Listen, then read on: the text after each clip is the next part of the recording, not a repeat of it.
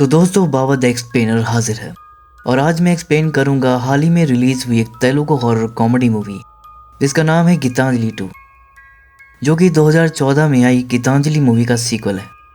और ये film south industry की one of the best classic horror में आती है। सेकंड पार्ट से पहले आपको इसकी कहानी को जानना ज़रूरी है, नहीं तो आप सेकंड पार्ट से कनेक्ट नहीं कर पाओगे, आपको मज़ा नहीं आएगा। तो पहले 5 मिनट के अंदर मैं फर्स्ट पार्ट को रिकैप करूंगा, देन उसके बाद हम सेकंड पार्ट की स्टोरी को समझेंगे। तो चलिए बिना किसी देरी के जल्दी से वीडियो स्टार्ट करते हैं। तो कहानी की शुरुआत में हम एक आदमी को देखते हैं जिसका नाम शीनू होता है। डायरेक्टर बनने का सपना लिए वो गांव से शहर आया था। वो एक हॉरर मूवी बनाना चाहता था। उसका दावा था कि उसके पास ऐसी कमाल की स्क्रिप्ट है कि अगर इस पर मूवी बनी तो नेशनल अवार्ड तक ले जा सकती है। लेकिन शीनू को कोई कायदे का प्रोड्यूसर नहीं मिल रहा था जो उसकी फिल्म में पैसा लगाए। थक हार कर वो गाँव वापस लौटने की सोच रहा था। तभी उसका दोस्त उसे रमेश राव नाम के आदमी के बारे में बताता है। वैसे तो रमेश राव एक बिजनेसमैन था, लेकिन उसके अंदर एक फिल्मी कीड़ा भी था। उसे फिल्मों वगैरह में काफ़ी इंटरेस्ट था।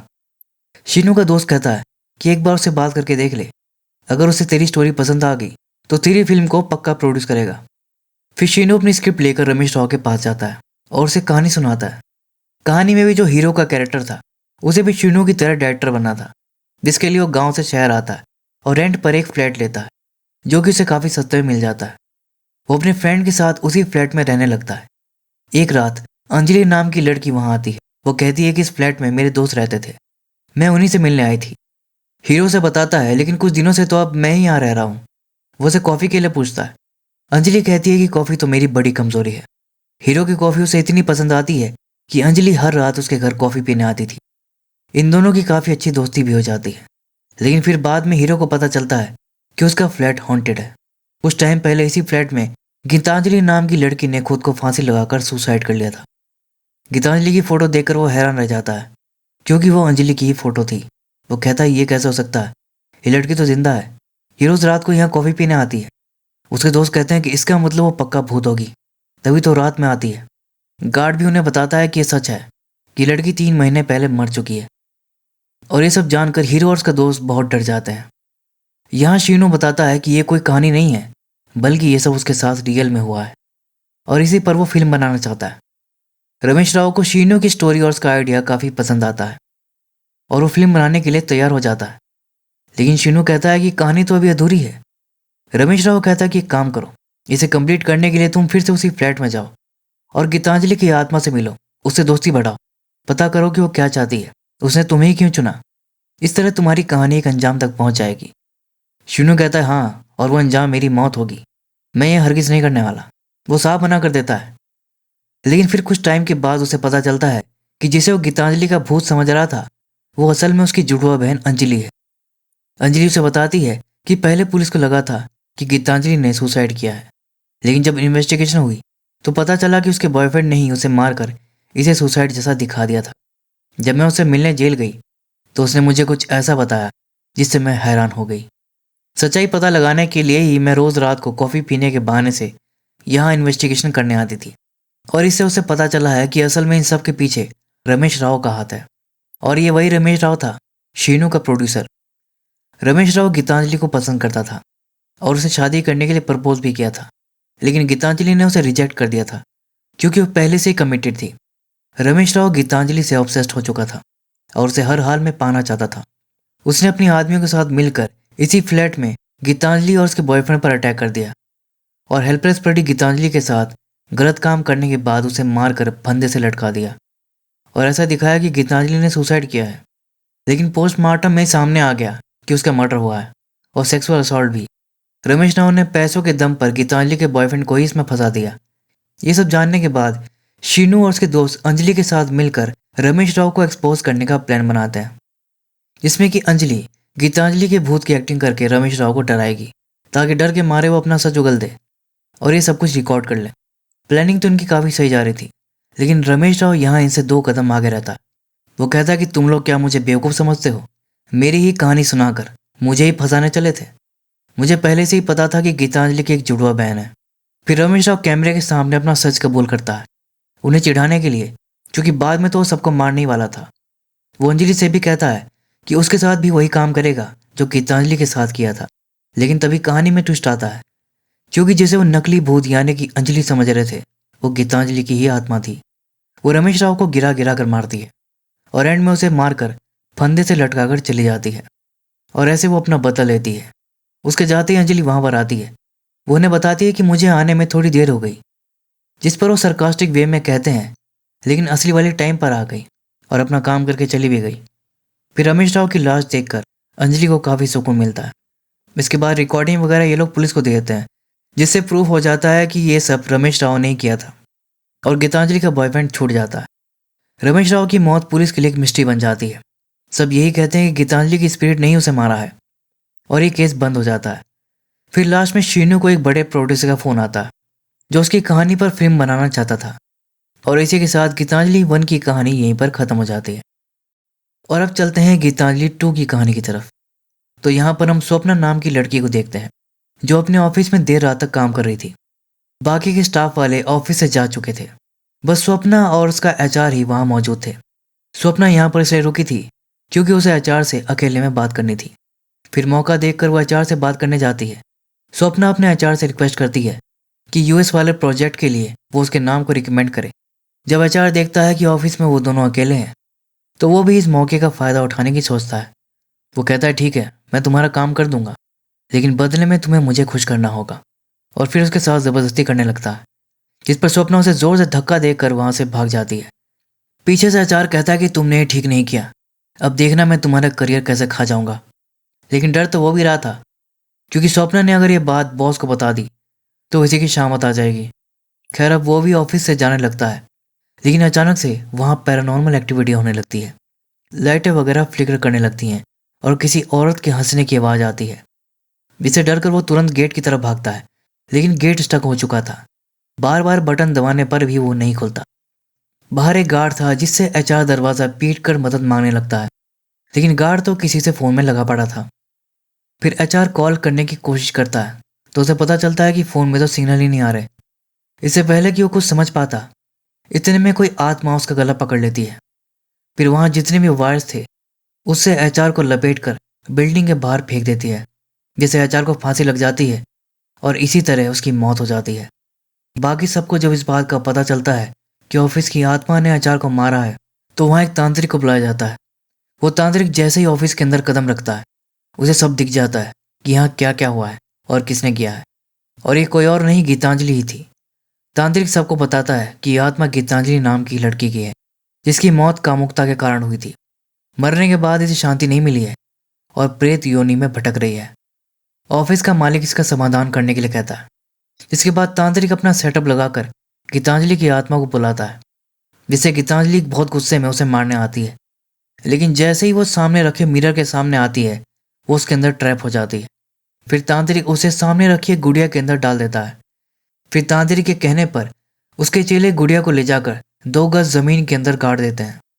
लेकिन फिर कुछ टाइम के बाद वहाँ पर कंस्ट्रक्शन का काम चलने लगता है, जिससे वो गुड़िया वहाँ से हटकर दूसरी जगह पहुँच जाती है और एक लड़की उसे रख लेती है। इधर श्रीनु और उसके दोस्त अत्रिया, अरुद्रा और अयान काफ़ी मुश्किल हालातों में रह रहे थे। जैसा कि फर्स्ट पार्ट की एंडिंग में हमने देखा था कि एक प्रोड्यूसर ने उसे कॉल करके गीतांजलि मूवी बनाने का ऑफर दिया था।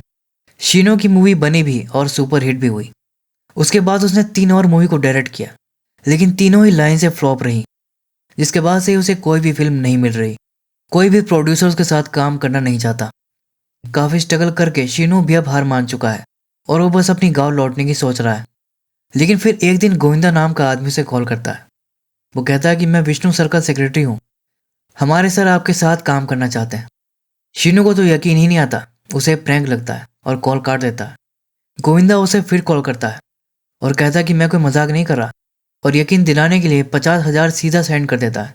तब जाकर शीनो को यकीन आता है और सारे खुश हो जाते हैं। गोविंदा कहता है कि विष्णु सर आपसे मिलना चाहते हैं और उन्हें ऊटी बुलाता है। दूसरी तरफ हम वेंकट राव नाम के आदमी को देखते हैं, जो कि कॉमेडी शो किया करता था। अपने अगले शो के लिए वो भी ऊटी जा रहा था। तभी सिग्नल पर वही बच्ची गीतांजलि वाली डॉल बेच रही थी। वेंकट को डॉल पसंद आ जाती है और वो उसे खरीद लेता है।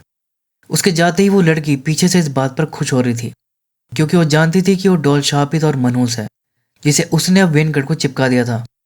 इधर ऊटी में हम अंजलि को देखते हैं। फर्स्ट पार्ट में हमने देखा था कि अंजलि कितनी बड़ी कॉफी लवर है सेकेंड पार्ट में ये सब नेक्स्ट लेवल पर ले गई है। ये ऊटी में कॉफ़ी टाइम नाम का रेस्टोरेंट चला रही थी, जो कि काफ़ी पॉपुलर भी चल रहा था। ऊटी पहुंचते ही वेनकट वहीं पर कॉफ़ी पीने आता है। वेनकट की डॉल देखते ही अंजलि को उससे खास लगाव महसूस होता है। वो उसे उठाकर उसके साथ खेलने लगती है। डॉल के अंदर गीतांजलि भी उसे पहचान लेती है कि ये तो मेरी बहन अंजलि है। फिर बाद में वेनकट डॉल के साथ वहां से चला जाता है और गीतांजलि अंजलि को ही देखे जा रही थी। इधर शीनू और उसके दोस्त भी ऊटी पहुंच जाते हैं, जहां विष्णु अपने रिजॉर्ट में उनका वेलकम करता है। विष्णु कहता है कि मैं जानता हूं कि आपकी 3 फिल्में लगातार पिट चुकी हैं, लेकिन आपकी गीतांजलि मूवी एक सुपरहिट थी, जो कि हॉरर कॉमेडी थी। यानी हॉरर कॉमेडी ही आपकी स्ट्रेंथ है और मैं आपके साथ हॉरर कॉमेडी ही बनाना चाहता हूँ। शीनू कहता है लेकिन मेरे पास अभी ऐसी कोई कहानी नहीं है। विष्णु कहता है कि कोई बात नहीं, मेरे पास कहानी है। शीनू कहता है कि वो एज अ हीरो अपने दोस्त आयान को कास्ट करना चाहता है। विष्णु कहता है कि मुझे इससे कोई फर्क नहीं पड़ता कि हीरो कौन होगा, क्योंकि मेरी कहानी में हीरोइन का रोल मेन है, इसलिए हीरोइन की कास्टिंग काफ़ी सोच समझ कर करना। इसके बाद वो फिल्म की कहानी सुनाता है, जिसकी शुरुआत एक भूतिया महल से होती है और उसका नाम था संगीत महल। फिर कहानी सुनाने के बाद वो उन्हें बताता है कि हाल ही में मैंने एक अबेंडेंड मैंशन खरीदा है, फिल्म की शूटिंग वहीं होगी। जिसके बाद वो गोविंदा से कहता है कि इन लोगों को ले जाकर संगीत महल दिखा दो, जिससे गोविंदा डर जाता है, क्योंकि संगीत महल सच में हॉन्टेड था। खैर वो उन लोगों को महल दिखाने ले जाता है। जब उनकी कार एक टी स्टॉल से गुजरती है तो उन्हें संगीत महल की तरफ जाते देख वो लोग डर जाते हैं। चाय वाला कहता है, लो ये और आगे मरने इस मनहूस हवेली में। वहीं पर एक आदमी था जो बाहर से आया था। वो पूछता है कि ऐसा क्या है इस हवेली में। जिसके बाद चाय वाला उसे संगीत महल की कहानी सुनाता है। नटराज शास्त्री जी वहाँ अपनी फैमिली के साथ रहा करते थे। वो हवेली उन्हें एक निज़ाम ने गिफ्ट की थी। शास्त्री जी डांस टीचर थे और उनकी वाइफ लक्ष्मी सिंगर थी। उनकी 2 बेटियां थी, पावनी और मोहिनी। पावनी को एक दूसरे धर्म के लड़के डेविड से प्यार हो गया था और वो उसे शादी करना चाहती थी। उसे पता था कि उसके माँ बाप इसके लिए नहीं मानेंगे, इसीलिए वो उस लड़के के साथ भाग गई। शास्त्री जी को जब इसका पता चला तो उन्हें काफ़ी दुख पहुंचा। बड़ी ही मुश्किल से उन्होंने खुद को संभाला, लेकिन फिर कुछ टाइम बाद मोहिनी ने भी कुछ ऐसा ही किया। वो एक लोकल लड़के के प्यार में पड़ गई।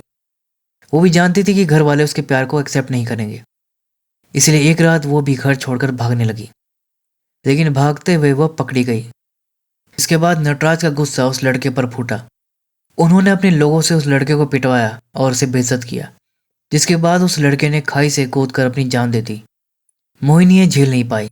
गुस्से में उसने खुद को ही आग लगा लिया, लेकिन आग में सिर्फ वही नहीं जली, पूरी हवेली आग की चपेट में आ गई, जिसमें शास्त्री का पूरा परिवार खत्म हो गया।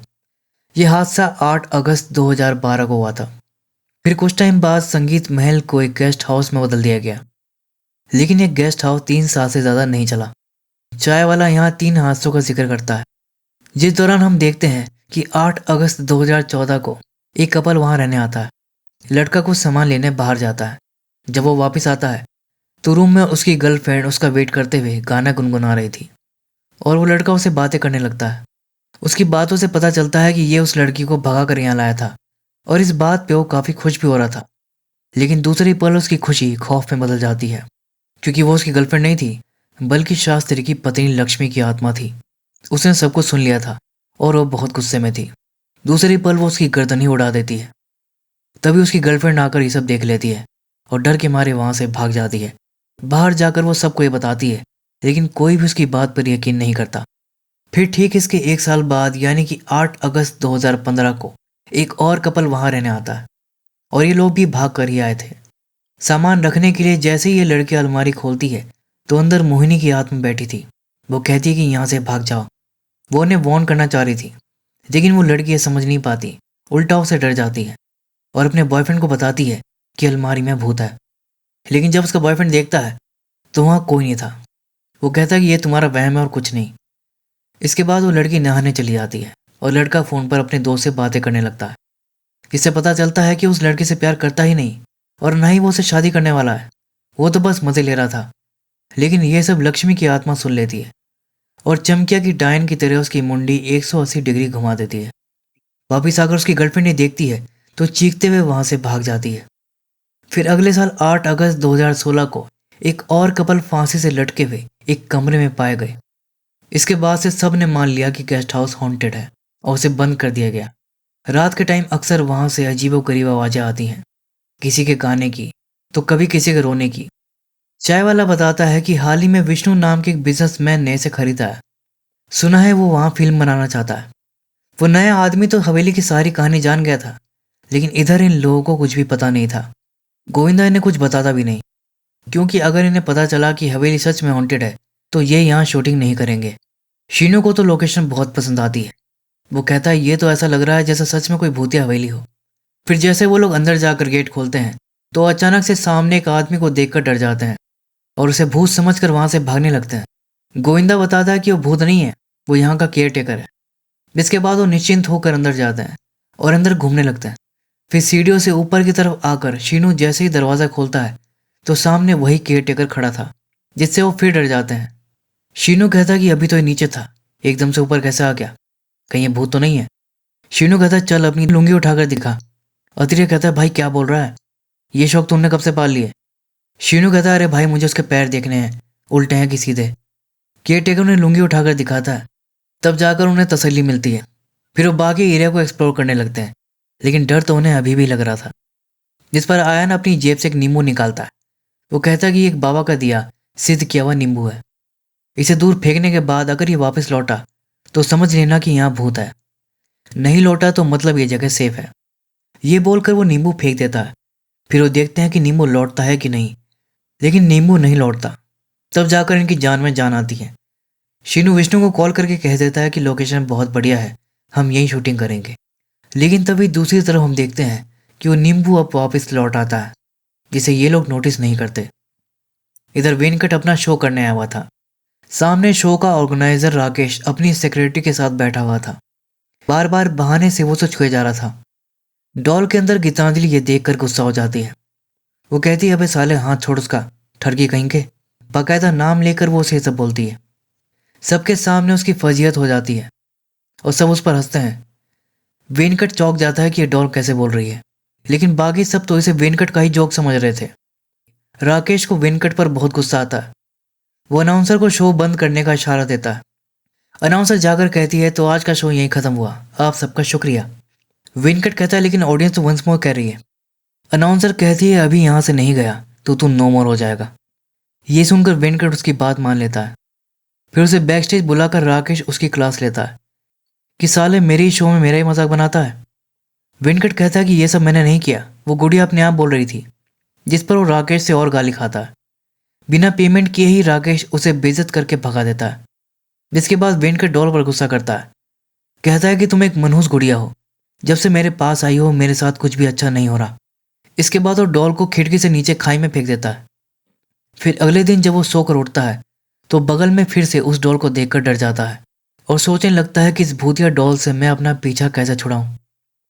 इधर संगीत महल में हीरोइन के लिए ऑडिशन चल रहा था, लेकिन किसी की भी एक्टिंग शीनू को पसंद नहीं आती।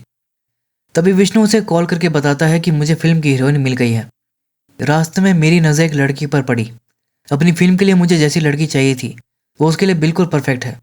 वो लड़की कॉफ़ी टाइम नाम का रेस्टोरेंट चलाती है, तुम लोग जाकर उससे बात करो। जिसके बाद शीनू और बाकी सब रेस्टोरेंट जाते हैं। उन्हें नहीं पता था कि सालों बाद उनकी मुलाकात अंजलि से होने वाली है। अंजलि भी उन्हें देखकर काफ़ी खुश होती है। फिर वो अंजलि को सब बताते हैं और अंजलि उनके साथ काम करने के लिए मान भी जाती है और विष्णु के घर जाकर एग्रीमेंट पर साइन भी कर देती है। बदले में विष्णु उसे 10 लाख एडवांस पे भी कर देता है। फिर रात में हम देखते हैं कि संगीत महल में एक लड़का कुछ काम कर रहा था। नीचे गोविंदा विष्णु से बात कर रहा होता है। कहता है कि सेट का काम ऑलमोस्ट पूरा हो चुका है, कल से शूटिंग स्टार्ट कर सकते हैं। इधर वो लड़का अपनी गर्लफ्रेंड को कॉल कर देता है। वो उसे सिखा रहा था कि कैसे अपने माँ बाप को खाने में जहर मिलाकर उन्हें मार दो और सारे गहने वगैरह लेकर आ जाओ। शास्त्री की आत्मा ये सब सुनकर भड़क जाती है और उस लड़के को वहां से नीचे धक्का मार देती है। वो लड़का पेड़ के नुकीले हिस्से पर जाकर गिरता है, जिससे तुरंत उसकी मौत हो जाती है। गोविंदा ये देखकर डर जाता है। वो ऊपर देखता है तो वहां उसे शास्त्री दिखाई देता है। गोविंदा डरकर वहां से भाग जाता है। इसके बाद वहां पुलिस आती है और कई लोग वहां जमा हो जाते हैं। सब बातें बनाने लगते हैं कि यहाँ के भूतों ने इस लड़के की जान ली है। इसी बीच विष्णु भी वहां पहुंचता है। पुलिस वाला कहता है कि अब यहाँ कोई शूटिंग वूटिंग नहीं होने वाली, यहाँ मर्डर हुआ है और इसकी इन्वेस्टिगेशन होगी। लेकिन विष्णु उसे ब्राइब देकर सेट कर लेता है और फिर पुलिस वाला इसे एक एक्सीडेंट बताकर वहां से चला जाता है। और इन सब के बाद हमें बहुत ही शॉकिंग बात पता चलती है कि विष्णु कोई और नहीं बल्कि रमेश राव का ही बेटा है। उसे लगता है कि शीनू, अंजलि और बाकी सब ने मिलकर ही उसके डैड को मारने की प्लानिंग की थी और गीतांजलि नाम की एक भूत से उन्हें मरवा दिया और वो उन सब से बदला लेना चाहता है। उसे पता था कि संगीत महल में गीतांजलि की ही तरह मेल वॉलेंट स्पिरिट्स रहती हैं, इसीलिए उसने इस महल को खरीदा था।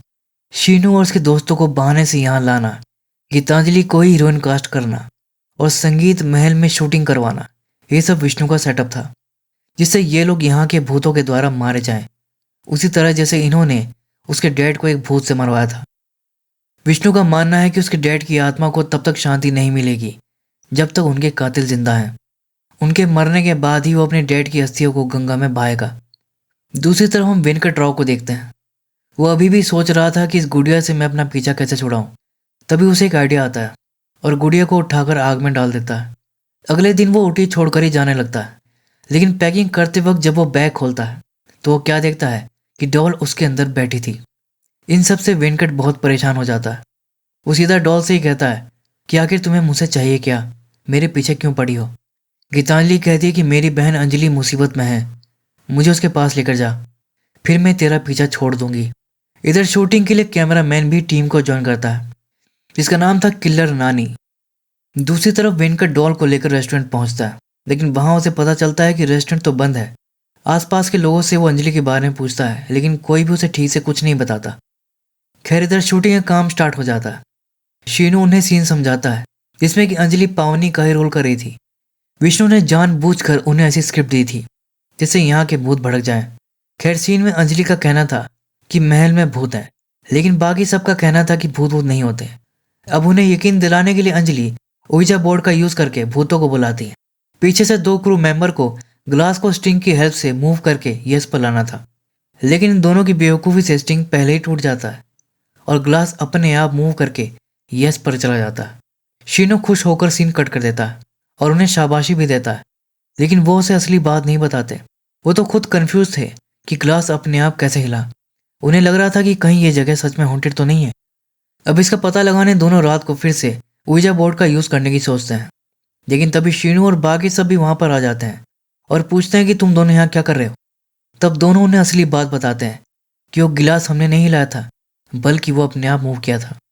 हम यही पता लगाने की कोशिश कर रहे हैं। शीनू उन्हें वहां से भेज देता है कि तुम लोग जाओ, हम लोग देख लेंगे। इसके बाद तीनों ग्लास पर हाथ रखकर भूतों से कांटेक्ट करने की कोशिश करते हैं और इस बार ग्लास एक बार नहीं बल्कि कई बार मूव करता है। फिर अपने पीछे वो शास्त्री की भूतिया फैमिली को देखते हैं, जिससे तीनों बहुत डर जाते हैं और तुरंत वहां से भागकर हवेली से बाहर आ जाते हैं और विष्णु को ये सब बताते हैं कि उस हवेली में भूत है, हम वहां शूटिंग नहीं करेंगे और लोकेशन चेंज करने के लिए कहते हैं। लेकिन विष्णु कहता है कि मैं भूतों में यकीन नहीं करता, काम तो तुम्हें वही करना पड़ेगा। भूलो मत, तुमने एग्रीमेंट साइन किया है, उसमें साफ साफ लिखा है कि अगर तुमने मेरी फिल्म नहीं बनाई तो सजा के तौर पर 2 साल की जेल और 3 करोड़ की पेनल्टी लगेगी। ना चाहते हुए भी उन्हें विष्णु की बात माननी ही पड़ती है और तीनों हवेली लौट जाते हैं। इधर अंजलि देखती है कि कोई उसके रूम में बैठकर टीवी देख रहा था। अंजलि उसे कहने जाती है कि तुम कौन हो और यहाँ कैसे आई। तभी अंजलि देखती है कि वो कोई इंसान नहीं थी बल्कि भूत थी। अंजलि जोर से चीखती है और नीचे आकर सबको बताती है कि ऊपर वाले रूम में भूत है। ये सुनकर सब लोग डर जाते हैं। सिचुएशन को संभालने के लिए शीनू झूठ बोल देता है कि अरे यार वो भूत नहीं है, वो लोग आर्टिस्ट हैं, मैंने ही उन्हें भूत के रोल के लिए बुलाया है। अंजलि कहती है वो लोग आर्टिस्ट हैं तो अभी भी भूत बने क्यों घूम रहे हैं, अभी तो शूटिंग भी नहीं हो रही। जिस पर शीनू कहता है कि वो लोग नॉर्मल आर्टिस्ट नहीं है, मेथड आर्टिस्ट हैं जो कैरेक्टर में घुस के काम करते हैं।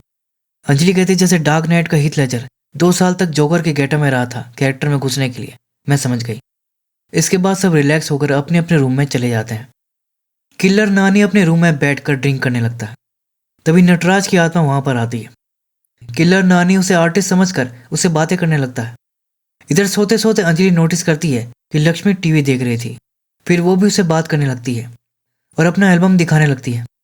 इधर आयान जब अपने रूम में आता है तो उसे किसी के रोने की आवाज़ सुनाई देती है। वो देखता है कि वो मोहनी थी जो रो रही थी। आयान भी उसे आर्टिस्ट ही समझता है और कहता है कि तुम रोने की एक्टिंग ठीक से नहीं कर पा रही और उसे रोने की एक्टिंग सिखाने लगता है। कि देखो ऐसा होता है। अगले दिन से तीनों भूत भी शूटिंग में उनकी मदद करने लगते हैं, जिससे शूटिंग का काम काफ़ी बढ़िया चल रहा था। गोविंदा ये सब विष्णु को बता देता है कि सर हमारा प्लान तो चौपट होता दिख रहा है, भूत तो उन्हें मारने के बजाय उनसे दोस्ती कर रहे हैं। जिसके बाद विष्णु शीनू को कॉल करके कहता है कि फिल्म का काम जल्दी से ख़त्म करो और लास्ट पार्ट शूट करो। अब इसे तीनों घबरा जाते हैं क्योंकि लास्ट सीन के डायलॉग्स में सब बातें भड़काने वाली लिखी थी। ऊपर से सीन इन्हें कल शूट करना था, यानी कि 8 अगस्त को। तभी शीनू को इस सिचुएशन से बचने का एक आइडिया आता है। अगले दिन शूट परोस सबसे कहता है कि ये वाला सीन कुछ अलग तरीके से शूट होगा। इसमें आपको एक्टिंग तो करनी है, लेकिन डायलॉग की जगह 1 2 3 1 2 3 बोलना है। बाद में हम डबिंग करके डायलॉग ऐड कर देंगे। लेकिन आयन इस बात पर गुस्सा हो जाता है कि ये क्या बात हुई, हमें डायलॉग क्यों नहीं बोलने दे रहे, मैं अपनी फाड़ू डायलॉग डिलीवरी कैसे दिखाऊंगा। किल्लर नानी यहाँ आयान को सपोर्ट करते हुए कहता है कि ऐसा कुछ नहीं होगा, जैसा हम करते आए हैं ये सीन भी ऐसे ही शूट होगा। ना चाहते हुए शीनू को सीन डायलॉग के साथ ही शूट करना पड़ता है। सीन के अंदर अंजलि पावनी का रोल कर रही थी और आयान उसके फ्रेंड का। अंजलि नटराज से कहती है कि प्लीज़ डैडी मान जाइए, मुझे डेविड से शादी करने दीजिए, वो बहुत अच्छा लड़का है। लेकिन नटराज कहता है ये संभव है पावनी। जिस पर आयन अपना डायलॉग बोलता है कि आप होते कौन हो मना करने वाले, पावनी की मर्जी, वो जिससे चाहे शादी करे। और डायलॉग में जो भी उल्टा सीधा लिखा था वो सब कुछ बोल देता है। उसकी बातें सुनकर नटराज को बहुत गुस्सा आता है और वो उसे थप्पड़ मार देता है। ये देखकर किल्लर नानी बीच में आता है कि माना कि तुम मेथड आर्टिस्ट हो, लेकिन इतनी भी रियल एक्टिंग करने की जरूरत नहीं है, उसे सच में थप्पड़ क्यों मारा। और फिर दोनों से बहस करने लगते हैं। अब इससे नटराज को और गुस्सा आ जाता है और वो उन दोनों पर अटैक कर देता है। नटराज और उसकी पत्नी दोनों बहुत ही गुस्से में आ जाते हैं और जोर से चिल्लाने लगते हैं, जिससे वहां के सारे कांच टूटने लगते हैं। सभी लोग समझ जाते हैं कि ये लोग इंसान नहीं हैं, भूत हैं, और जैसे तैसे अपनी जान बचाकर वहां से भागते हैं। किलर नानी और अयान को हॉस्पिटल में भर्ती करवा दिया जाता है। अंजलि तीनों पर बहुत गुस्सा करती है कि तुम लोग कितने बड़े गधे हो, भूतों के साथ शूटिंग करके सबकी लाइफ रिस्क में डाल दी, एग्रीमेंट्स के पेपर नहीं चुरा सकते थे। इसके बाद अंजलि उनके साथ चोरी छुपे विष्णु के घर जाती है पेपर चुराने, लेकिन पेपर्स के साथ उन्हें कुछ और भी मिलता है, अंजलि के साथ बाकी सबकी फोटोज। उन्हें समझ आता है कि विष्णु उन पर स्पाई कर रहा था। फिर अगले ही पल वो दीवार पर रमेश राव की फोटो देखते हैं, जिससे वो समझ जाते हैं कि विष्णु रमेश राव का ही बेटा है और उनसे बदला लेने के लिए ये सब कर रहा है।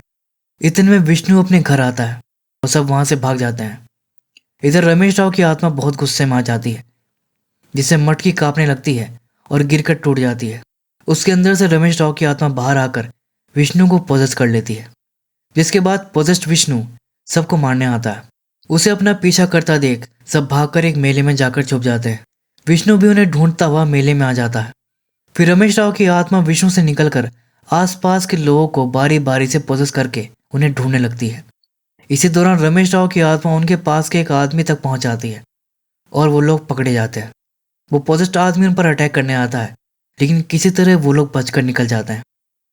लेकिन फिर रमेश राव अत्रेया को पोजेस कर लेता है और उसके जरिए अंजलि को मारने आता है। लेकिन अंजलि को बचाने के लिए अरुद्रा बीच में आ जाता है और अत्रेया उनके सामने ही अरुद्रा को बहुत ही ब्रूटल तरीके से मार डालता है।